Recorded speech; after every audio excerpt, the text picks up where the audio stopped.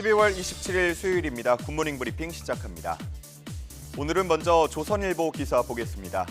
최근 송년회 자리가 많아지는 연말이죠. 자리가 많아지다 보면 집에 돌아갈 방법이 마땅치 않습니다. 그리고 택시 잡기가 상당히 어렵다는 반응 역시 많이 나오고 있습니다.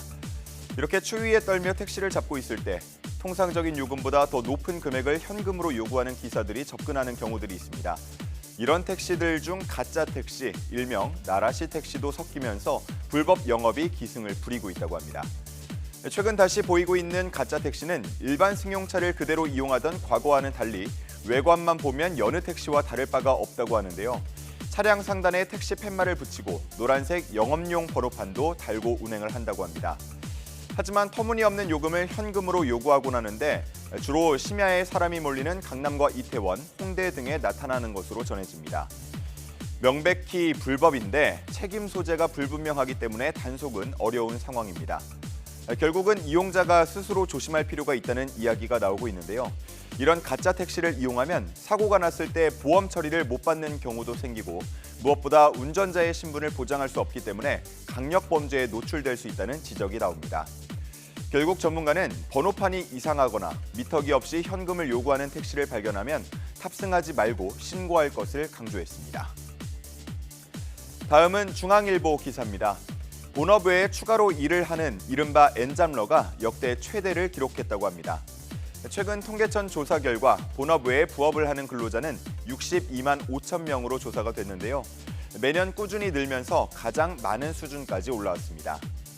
또 더 많이 일을 하고 싶다고 응답한 경우도 28만 3천 명으로 1년 전보다 15%가량 늘었습니다. 이러한 엔잡러 중 약 3분의 2는 기혼자로 나타났는데요. 고물가와 고금리로 인해서 가계 지갑 사정이 팍팍해지면서 부부의 본업뿐 아니라 추가 수입이 필요하다고 판단해 부업에 나서고 있는 것으로 보입니다. 그러면서 이제는 맞벌이를 넘어서 트리플 벌이라는 말까지 생겨났습니다. 한편 모바일을 통한 경제 활동이 활발해진 것 역시도 부업 증가에 영향을 주고 있다는 분석이 나오는데요. 과거에는 부업을 한다고 하면 본업에서 퇴근하고 새로운 일터에 가서 고정적인 시간에 근로를 했다면 이제는 원하는 시간에 유동적으로 일을 할 수 있는 환경이 만들어진 겁니다. 최근에는 웹소설이나 웹툰, 또 유튜브도 새로운 부업거리로 주목받고 있다고 합니다. 한 경제학부 교수는 부업이 늘었다는 건 그만큼 하나의 일자리로 가정을 꾸려가기 어려울 정도로 경기가 좋지 않다는 의미가 있다고 말했습니다.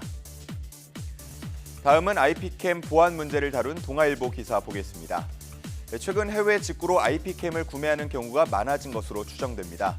집 보안용이나 반려동물용으로 구매를 하는 건데 폐쇄회로 CCTV와는 달리 IP캠은 영상을 인터넷망을 통해서 실시간으로 송출하면서 보안에 취약하다는 지적이 이어집니다.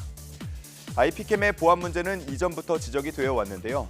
그래서 정부는 IP캠을 설치할 때 비밀번호를 설정하도록 의무화했습니다.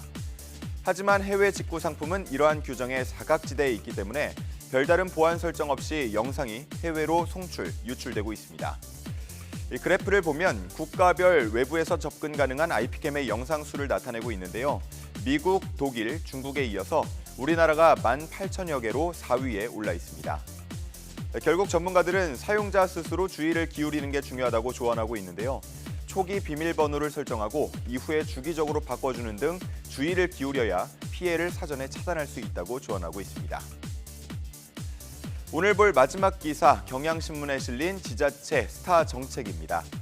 최근 광역자치단체들이 시민들이 직접 참여한 설문조사와 전문가 심사, 또 중앙정부 평가 등을 통해서 2023 지자체 스타 정책을 모아서 발표했습니다. 대부분 시민 눈높이를 잘 맞춘 정책들이 좋은 평가를 받았는데요. 먼저 서울의 경우 지하철 15분 내 재승차가 가장 큰 호응을 받았습니다. 이전에는 실수로 목적지가 아닌 다른 역에 내리거나 중간에 화장실 이용 등으로 하차해서 개찰구 밖으로 나갈 경우 다시 승차하면 운임을 또 내야 했습니다. 하지만 이제는 같은 역에서 15분 내에 다시 타면 환승 처리되도록 바뀌었는데요. 이를 통해서 지난 7월에 도입된 후 총 578만 명이 약 76억 2천만 원을 아낀 것으로 나타났습니다. 또 인천에서 가장 공감을 얻은 정책은 인천공항 고속도로와 인천대교의 지역 주민 통행료 전면 무료화였습니다. 그리고 광주에서는 시민 누구나 질병이나 사고, 장애 등으로 돌봄이 필요할 때 소득이나 재산, 연령과 상관없이 돌봄 서비스를 이용할 수 있도록 하는 광주다움 통합 돌봄이 스타 정책으로 꼽혔는데요.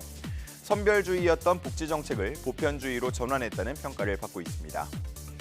이 밖에도 울산의 지역 응급센터 추가 지정, 청년들이 지방에 머물 수 있도록 하는 경북도의 KUCT 프로젝트 등이 시민들의 좋은 반응을 이끌어냈습니다. 12월 27일 아침 신문 살펴봤습니다. 지금까지 굿모닝 브리핑이었습니다.